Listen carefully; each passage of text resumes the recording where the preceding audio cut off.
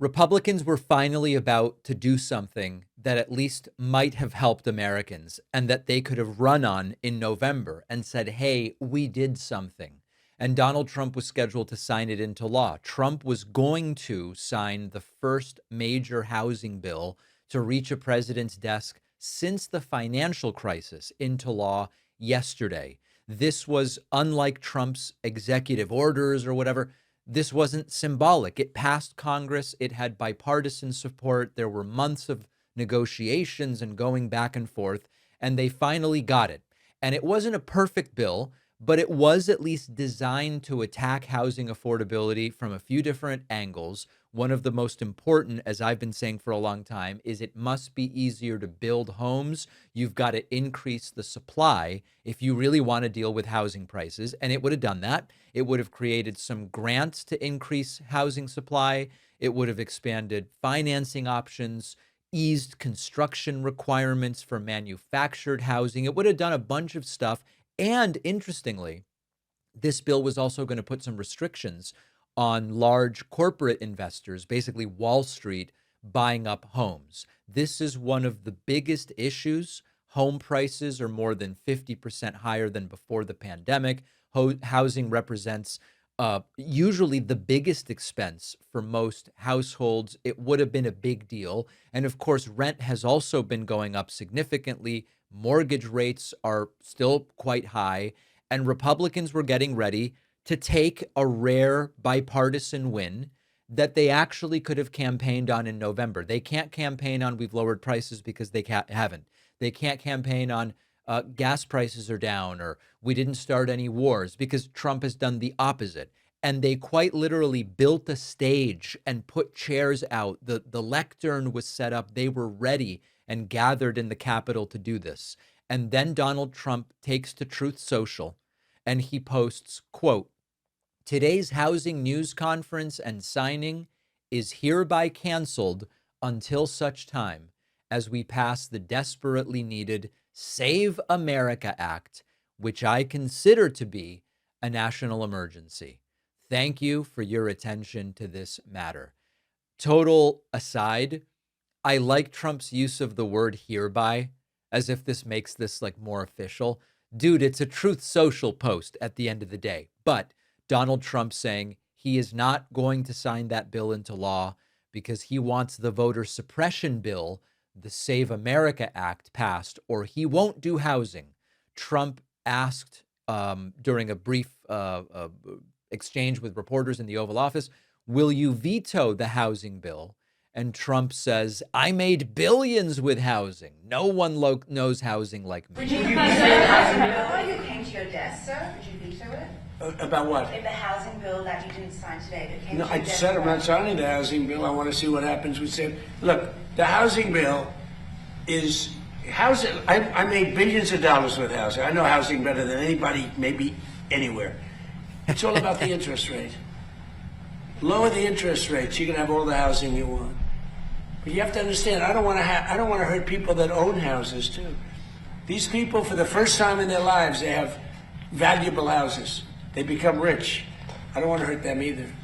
What you want to do is what good for everyone. Get the interest rates down. This should be an ad. This is a campaign ad for Democrats. I am not going to do it.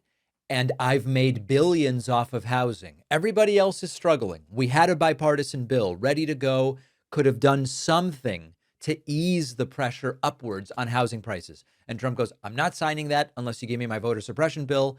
And I've made billions of dollars from housing. What a relatable thing to say. And he could be helping to address a major economic concern. And he goes, unless I get my voter ID bill, the Save America Act, which, by the way, doesn't have the support to pass the House and Senate, it's not going to happen. So think about what that means. They had not only something to deal with a campaign promise, but a bipartisan accomplishment. I mean, they had support from Republicans and Democrats. It was a concrete answer addressing an issue that voters regularly say, this is one of my top concerns, housing, the cost of housing. And Trump throws it away. And he doesn't even really cite a problem with the housing bill, although he alludes to one. He goes, well, if we were to lower the cost of housing, if you already own a house, you get hurt because your house goes down in value. Now, realistically, because it takes a while to build housing, all it might mean is that in some markets, people's houses might not appreciate as quickly. But then when they sell and want to buy a different house, that new house will also not be as expensive. So it all kind of works out as long as you're not completely upending the market. But they say, no, we're not going to do it.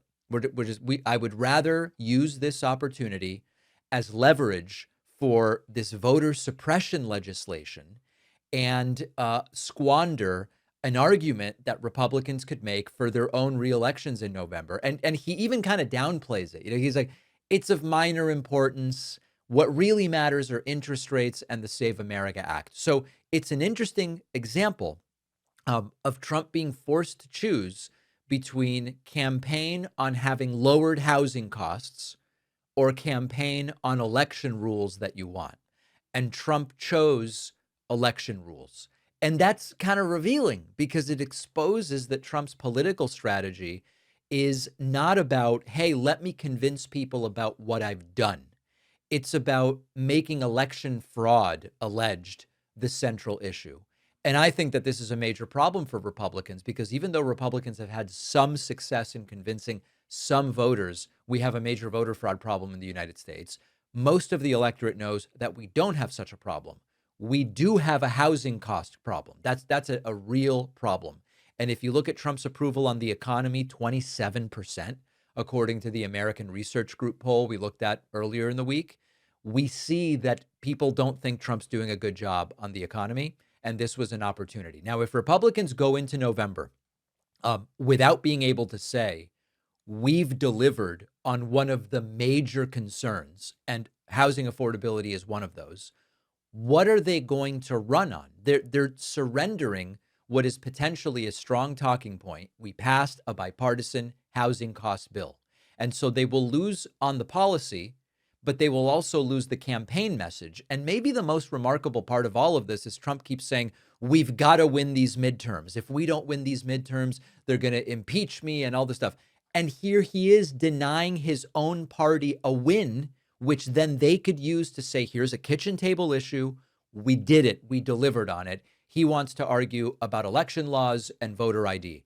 Trump is becoming the biggest obstacle to his own midterm success. It's not that they had the bill and Trump goes, I'm not going to sign it. They deserve to get crushed. And we'll actually come back to that a little bit later. Identity theft usually does not start with some movie version of how hacking takes place. It's boring details that are easy to find. Your full name, current and former addresses, phone number, date of birth, employment history. If you put a bunch of that stuff together, people can then start to figure out, do I know your security answers to security questions? Can I open accounts in your name? This is why our sponsor Incogni exists. Incogni works to remove your personal info from the internet, places like people search sites, online directories, commercial databases. Incogni starts by removing your info from hundreds of the most well-known ones and will follow up until it's done. And if you Google yourself and find your info anywhere outside of this database of hundreds of these sites, you can submit a link to Incogni and they will do what's called a custom removal. All of these processes are independently verified by Deloitte, and you can get 60% off an annual plan at incogni.com/Pakman with the code Pakman. The link is in the description.